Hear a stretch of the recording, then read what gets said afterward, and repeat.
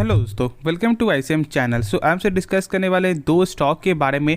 पहला आपको आने वाला है बजाज फिनसर्व, दूसरा आपका होगा यहाँ पे मदरसन सुमी यानी कि संवर्धना मदरसन भी हम सब यहाँ पे बोल सकते हैं। ठीक है, तो देखो यहाँ पे डिस्कस करेंगे, लेकिन उससे पहले जरूर इस चैनल को सब्सक्राइब कर देना और इस वीडियो को भी लाइक कर सकते हो, क्योंकि आप लोग वीडियो देख लेते हो लेकिन सब्सक्राइब नहीं करते, तो जरूर से सब्सक्राइब कर दो। ठीक है, तो चलो यहाँ पे आगे बढ़ते हैं। तो पहले यहाँ पे डिस्कस करते हैं बजाज फिनसर्व के बारे में।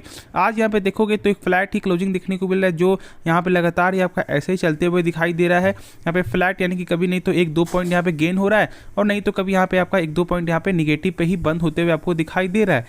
अब यहाँ पे क्या है ना कि बजाज फाइनेंस का जो है 27, ठीक है, 27 जनवरी को जो है इसका यहाँ पे Q3 का नंबर आपको आने वाला है और वो नंबर सबसे ज़्यादा आपका इम्पॉर्टेंट है।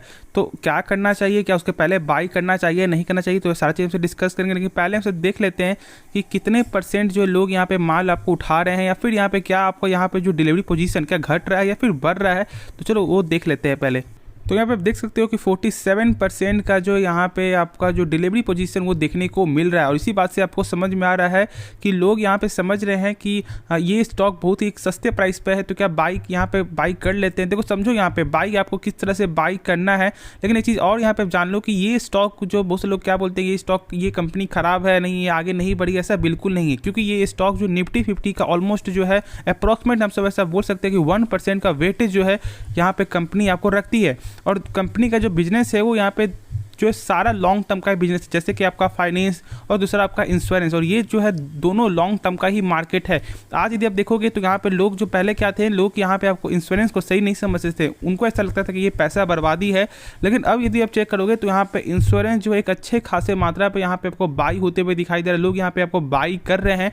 तो आप खुद आपको समझ में आ रहा है कि यहाँ पे इंश्योरेंस मार्केट जो है आगे बढ़ेगा। क्योंकि और सबके मुकाबले यदि आप चेक करें, जैसे कि बाहर के देशों से आपका अमेरिका हो गया, तो वहाँ पर आपका इंश्योरेंस का जो बाइंग का है वो बहुत ज़्यादा आपका परसेंटेज देखने को मिलता है। लेकिन भारत में उस तरह का भी यहाँ पे बाइंग नहीं है। ठीक है, तो ये सब मार्केट आपको ग्रो करेगा और इसी के बदौलत भी बहुत से लोग यहाँ पे फ्यूचर के लिए यहाँ पे स्टॉक को बाई किए हुए हैं। अब यहाँ पे शायद बहुत से लोग नहीं जानते हो कि बजाज फाइनेंस ने, ठीक है, क्या मैं बोल रहा हूँ, बजाज फाइनेंस ने जब 2016 में जब स्टॉक स्प्लिट और जब बोनस दिया था, तो प्राइस उस समय आपको जब बजाज फाइनेंस का था 10,000 रुपया। ठीक है, और 10,000 से घटकर आपका आ चुका था 1,000, और 1,000 तो आपको आया, ठीक है, क्योंकि यहाँ पे बोनस था, बोनस और आपका जो यहाँ पे स्टॉक स्प्लिट था। लेकिन 1,000 से भी घटकर आपको यहाँ पे चला गया 800। तो सोच सकते हो कि लगभग 20% उस हिसाब से यहाँ पे डाउन हो गया था आपका 1,000 से। तो बहुत से लोग यहाँ पे डर रहे थे, तो जिसने भी पेशेंस रखा तो क्या देखने को मिला कि आपको बजाज फाइनेंस 8,000 टच करके आई। तो सारा गेम ही आपका पेशेंस का है। लेकिन पेशेंस यहाँ पे कैसे स्टॉक में दिखाना है, एक अच्छे स्टॉक में। ऐसा नहीं कि जो कंपनी यहाँ पे लगातार जो है आपको यहाँ पे सेल्स नहीं दिखा रही है, यहाँ पे लगातार निगेटिव जा रहा है, यहाँ पे प्रॉफिट लगातार घट रहा है, और यदि आप ये सोच रहे हो कि वो लॉन्ग टर्म में कुछ आगे कर सकता है, तो ये तो मेरे हिसाब से सही नहीं है। ठीक है, तो ऐसा तो आप जान लो कि यहाँ पे आपका जो है बजाज फिनसर्व में कुछ भी नहीं है, क्योंकि सेल्स में यहाँ पे लगातार आपका जो है इंक्रीजमेंट यहाँ पे देखने को मिलता ही है, प्रॉफिट अभी लगातार गेन है। और तो आपका बजाज फाइनेंस का जो NPA है यानी कि नॉन परफॉर्मिंग एसेट, वो तो यहाँ पे बैंकिंग के मुकाबले भी गजब का आपको देखने को मिलता है। क्योंकि इसके पिछले क्वार्टर में, Q2 में जो है NPA ऑलमोस्ट 0.52% यहाँ पे देखने को मिला था। अब ये NPA क्या होता है, देखो NPA हमसे वैसे समझ सकते हैं जैसे कि मान लो बैंक ने आपको यहाँ पे लोन दिया, ठीक है, और आपने एक भी किस्त जो है 3 महीने तक पे नहीं किया, तो बैंक को क्या लगेगा कि उनका पैसा मिलना बहुत ही कम चांस है। और RBI के अनुसार, ठीक है, किसी भी बैंकिंग कंपनी या किसी यहाँ पे आपको जो फाइनेंस सेक्टर कंपनी का NPA जो है 3% से ज़्यादा नहीं होना चाहिए। ठीक है, और यहाँ पे बहुत सारे बैंक जो भी फिलहाल जो भी डूबे हुए हैं, जैसे कि आप यहाँ जानते हो येस बैंक, तो क्या हुआ था कि NPA जो है वो 15% तक आपको चला गया था देखते देखते, और वही सबसे बड़ा बर्बादी का कारण है। ठीक है, क्योंकि अब यहाँ पे येस बैंक क्या कर रही थी, शायद आप लोगों को मालूम भी होगा कि वो एक ऐसी कंपनी को लोन दे रही थी जो कंपनी पहले से ही यहाँ पे कर्ज में है। ठीक है, उनका बहुत ही कम चांस है पैसा चुकाने का, लेकिन येस बैंक यहाँ पे ज़्यादा आपको जो इंटरेस्ट पाने के लिए वो यहाँ पे लोन दे रही थी, और उसी के कारण आज येस बैंक के साथ ऐसा घटना देखने को मिला है। ठीक है, तो ये तो आपको पहले की बात हो गई। लेकिन इसलिए मैं बोलता हूँ कि जब भी आप किसी बैंकिंग स्टॉक को या फाइनेंस सेक्टर स्टॉक को जब भी आप बाई कर रहे हो, तो ज़रूर से उसका NPA चेक करो, और NPA के बाद यहाँ पे चेक करो आप क्या, CAR, ठीक है, यानी कि कैपिटल एडिक्वेसी रेशियो। ये आपको यहाँ पे ये बताएगा, जैसे कि मान लो किसी भी बैंकिंग कंपनी का यहाँ पे NPA आपको चला गया 3%, ठीक है, 4% चला गया, तो क्या उसके बैकअप में कुछ पैसा है या नहीं। तो RBI के अनुसार बैकअप में कम से कम 9% यहाँ पे होना चाहिए। ठीक है, 9% होना चाहिए। और यहाँ पे शायद जानकर यहाँ पे आपको एक अच्छा फीलिंग होगा कि क्या बजाज फाइनेंस का जो है 25% का यहाँ पे CAR नंबर देखने को मिलता है। तो इसलिए मैं बोलता हूँ कि सारा गेम यहाँ पे पेशेंस का है। आपने बाई किया हुआ है जिस प्राइस पे, ठीक है, कोई फ़र्क नहीं पड़ता। आप यहाँ पे जैसे कि मान लो आपने बाई किया हुआ है 10 पीस, ठीक है, आपने 10 क्वान्टिटी यहाँ पे बाई किया हुआ है, तो मान लो आपके पास 10 यहाँ पे और 10 यहाँ पे आपको एवरेज करने के लिए पैसा नहीं है, ठीक है, कोई दिक्कत वाली बात नहीं है। जब आपको यहाँ पे एक स्टॉक बाई करो, फिर कुछ पैसा है, फिर यहाँ पे एक स्टॉक बाई करो, देखो कंपनी डूबने वाली नहीं है और ये आप जान भी रहे हो, ठीक है। आपको यहाँ पे एक ऐसा जो पूरा फीलिंग है, क्योंकि इसके बारे में आप जान रहे हो कि सेल्स में लगातार आपका इंक्रीज़ है, लेकिन पैनिक आप हो रहे हो, ठीक है, क्योंकि बहुत से लोग ऐसा बोल रहे हो कि नहीं यहाँ पे और ये कंपनी और नीचे जाएगा, यहाँ पे 1000 में। देखो ये कोई नहीं जानता, ठीक है, 1000 में आएगा या फिर यहाँ से बाउंस पे आपको चला जाएगा, ये कोई नहीं जानता है। सब यहाँ पे आपको जो टेक्निकल देखते हैं, और फॉर द लॉन्ग टर्म के लिए यदि आप यहाँ पे आए हुए हो तो फिर ये सब आप मत देखो। यहाँ पे आप जो है धीरे धीरे करके, यानी कि आप जो SIP के द्वारा जो है आप बाई करो और अपने पोर्टफोलियो को यहाँ पे सही करो, और आप ही को यहाँ पे जो फल बाद में देखने को मिलेगा। क्योंकि कोई भी पौधे को जब आप छोटा में जब लगाओगे तो उसमें यहाँ पे केयर तो करना पड़ता है ना, उसे पेशेंस आपको रखना पड़ता है, उसके बाद ही वो पौधा जो यहाँ पे फल देगा। तो सारा गेम ही पेशेंस का है।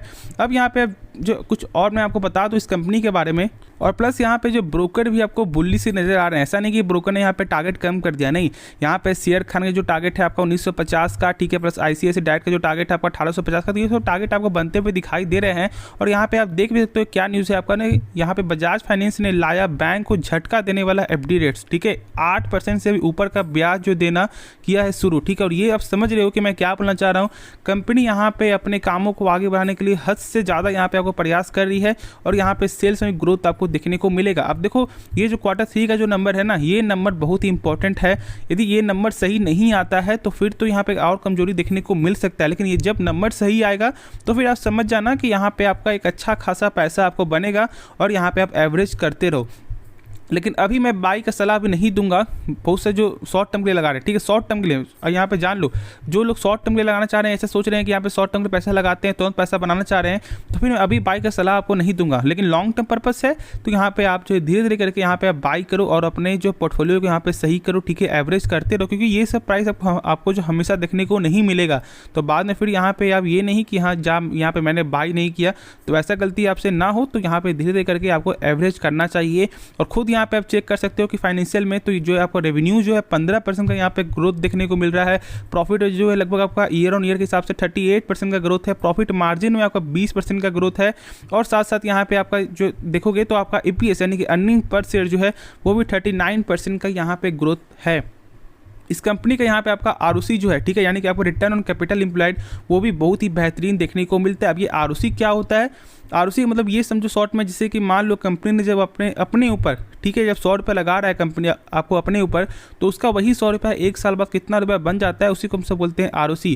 और इस कंपनी का ऑलमोस्ट 12% है, यानी कि कंपनी का 100 रुपया बदलकर 112 रुपये आपका हो जाता है। तो खुद आपको समझ में आ रहा है कि कंपनी का एक अच्छा खासा पैसा जो यहाँ पे जनरेट होते हुए दिखाई दे रहा है। और आपको भी जो रिटर्न है 5 साल के अभी से देखो, यदि अभी देखोगे तो यहाँ पे कम है, लेकिन ऑलमोस्ट जो है 200% का कंपनी आपको रिटर्न यहाँ पे दिखाती है। तो सारा गेम पेशेंस का है। पेशेंस रखोगे तो अच्छे स्टॉक में यहाँ पे आपको अच्छा ही रिटर्न मिलेगा। तो किसी और की बात मत सुनो, खुद से एक बार इसके बारे फिर से सोच समझ कर खुद से एक बार इसके बारे में जान लो, उसके बाद यहाँ पे जो है डिसीजन लेना, ठीक है, जिससे आपको ही बहुत कुछ सीखने को मिलेगा। और जो भी इसके बारे में अच्छा था, यानी कि जो आपका NPA, जो सबसे मेन जो आपको टूल होता है, फंडामेंटल टूल NPA CAR, ये दोनों फैक्ट यहाँ पे जानना सीखो। और मैंने आपको शॉर्ट में सारा कुछ बता दिया है। तो यदि आपको ये वीडियो अच्छा लग रहा हो, यदि इसके टॉपिक के बारे में, यानी NPA और जो CAR के जो भी नंबर होता है उसके बारे में कुछ भी नॉलेज मिला हो, तो जो जरूर इस चैनल को सब्सक्राइब कर दो और वीडियो को लाइक और दोस्तों में जरूर से शेयर कर देना जिनके पास ये स्टॉक है और जो नहीं जानते कि यहाँ पे NPA और CAR नंबर क्या होता है। तो चलो नेक्स्ट स्टॉक के बारे में जो है डिस्कस करते हैं। तो हम सब यहाँ पे डिस्कस करते हैं आपको मदरसन के बारे में, यानी कि एक ऐसी कंपनी जो फिलहाल तो बहुत से लोग बोल रहे हैं यहाँ पे वेट करने के लिए, लेकिन अब यहाँ पे मेरा क्या बयान है, अब यहाँ पे आप वो जान लो। देखो मैंने शुरू से कहा है कि जब आपका 68 के ऊपर जब तक रहे, ठीक है, क्योंकि बहुत से लोगों को यहाँ पे एक अच्छा खासा प्रॉफिट जो आपका जनरेट हो रहा है, ठीक है। और मैंने आपको 68 का जो एक स्टॉप लॉस मैंने बताया हुआ है कि इसके नीचे जाएगा तो यहाँ पे आप सेल कर देना, जो लोग शॉर्ट टर्म के लिए यहाँ पे आए हुए हैं। क्यों मैं ऐसा बोल रहा हूँ और यहाँ पे अभी क्या करना चाहिए, क्या यहाँ पे आपको ज़्यादा टारगेट के लिए क्या बाई करना चाहिए। देखो सबसे पहले 8 फरवरी को जो है इसका आपको Q3 का नंबर आपको आने वाला है। तो मेरा तो यहाँ पे आपको यही सलाह होगा कि वेट कर लो, क्योंकि नंबर कैसा यहाँ पे आएगा उसके बाद ही आप जो डिसीजन लेना फॉर द शॉर्ट टर्म के लिए।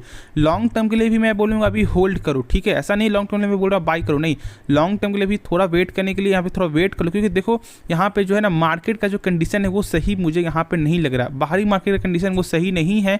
बाहर के देशों में देखोगे तो जान रहे हो कि इसका जो यहाँ पे बाहर के देशों में ही जो सेल्स है, ठीक है, पार्ट्स का जान रहे हो। तो फिर जब बाहर कंट्री में जब दिक्कत होगा तो फिर इसमें कुछ ना कुछ फर्क आपको देखने को मिलेगा। लेकिन इसके पिछले क्वार्टर में जो क्या हुआ था कि जो हम सब लोगों को एक ऐसा लग रहा था कि हाँ इसका नंबर खराब आ सकता है, लेकिन कंपनी ने आपको उल्टा दिखाया क्या, यहाँ पर रिजल्ट जो बहुत ही बेहतरीन देखने को मिला। उसके बाद से इस शेयर में एक अच्छी खासी तेजी थी, ठीक है। और उसी तेजी की वजह से भी जो लगभग 60 तक आ गया था ये स्टॉक, बढ़कर लगभग आपको 80 तक जाते हुए आपको दिखाई दिया है।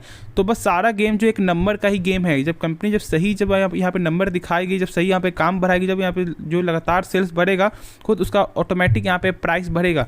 तो यदि आपने एक हाई प्राइस से बाय किया हुआ है तो डरने वाली बात नहीं है। कंपनी अच्छी है, एक ब्लू चिप स्टॉक है, लॉन्ग टर्म के लिए आपको जरूर होल्ड करना चाहिए। लेकिन अभी जो है शॉर्ट टर्म के लिए मैं यहाँ पे बाय का सलाह अभी नहीं दूंगा, ठीक है, क्योंकि कम से कम वेट करो। और जिनके पास है तो वो जरूर से यहाँ पे 68 का आप जो स्टॉप लॉस लगाना, और नहीं तो यहाँ पे धीरे धीरे आप जो ट्रेल करते रहो, ठीक है, आगे बढ़ाते रहो। इस कंपनी का मार्केट कैप चेक करोगे तो लगभग जो है 50,000 करोड़ का मार्केट कैप देखने को मिलता है। एक बड़ी कंपनी है। और यहाँ पे थोड़ा देख ले आपका जो फाइनेंशियल रिपोर्ट कैसा है, तो देख सकते हो कि यहाँ पे आपका जो रेवेन्यू के मामले में जो ईयर ऑन ईयर पे 30% का ग्रोथ देखने को मिला था। और यहाँ पे ऑपरेटिंग इनकम में देखोगे तो 122% का। अब यहाँ पे इस कंपनी का जो है आपका EPS में चेक करोगे, अर्निंग पर शेयर वो बहुत ही कम देखने को मिलता है। उसमें भी यहाँ पे 20% का जो है वो गिरावट ही देखने को मिल रहा है। अब ये सब ठीक है, एक अलग सेक्टर हो गया, लेकिन आज हम देखते हैं कि टोटल जो इस कंपनी का आपको जो डिलीवरी वो क्या देखने को मिल रहा है। तो यहाँ पे आप देख सकते हो कि 65% का जो है यहाँ पे टोटल जो है आपका डिलीवरी देखने को मिल रहा है, ठीक है। और यहाँ पे ब्रोकर ने टारगेट भी दिया था, शायद मुझे यहाँ पे नाम याद नहीं है, लेकिन हाँ 100 रुपये का जो टारगेट भी आपको देखने को मिला था ब्रोकर के हिसाब से। और देखो मैं तो ऐसे कभी ब्रोकर का मैं कभी सलाह नहीं देता, ठीक है। ऐसा नहीं कि अब ब्रोकर ने यहाँ पे बोल दिया कि यहाँ पे बाई करो तो यहाँ पे बाई करो, नहीं, क्योंकि ये कोई नहीं जानता मार्केट में यहाँ पे कब तेजी होगा कब गिरावट होगा। तो खुद से एक बार इसके बारे में जान लो। देखो 10 लोगों की बात सुन लो, लेकिन जो है करना खुद से, ठीक है, क्या आपको लग रहा है। और 10 लोगों से यहाँ पे यदि आप जो वीडियो देखोगे या सीखोगे तो फिर खुद से आपको समझ में आया कि हाँ ये गलती है, ये नहीं गलती है और ये गलती नहीं करना चाहिए, ठीक है। तो इससे ही आप ही को बेनिफिट देखने को मिलेगा फॉर द लॉन्ग टर्म में भी और आपका शॉर्ट टर्म के लिए भी। तो अभी तो मेरे हिसाब से अभी वेट करना चाहिए, ठीक है, क्योंकि अभी जो थोड़ा मार्केट का जो सेंटीमेंट है वो यहाँ पे कमज़ोर है फिलहाल। तो अपने इनका जो सपोर्ट है उससे फिलहाल ऊपर ही आपको देखने को मिल रहा है। तो जिनके पास पहले से वो यहाँ पे स्टॉप लॉस को यहाँ पे ट्रेल करते रहो, और जब गिरता है तो यहाँ पे प्रॉफिट में ही आप जो है बाहर निकलना, ठीक है। तो होप इस वीडियो में जो भी डाउट यहाँ पे क्लियर हो गया होगा। यदि कुछ भी सीखने को मिला जरूर इस चैनल को सब्सक्राइब और इस वीडियो को लाइक कर देना और दोस्तों में जरूर से शेयर भी कर देना। तो मिलते हैं नेक्स्ट वीडियो में, तो तब तक के लिए धन्यवाद।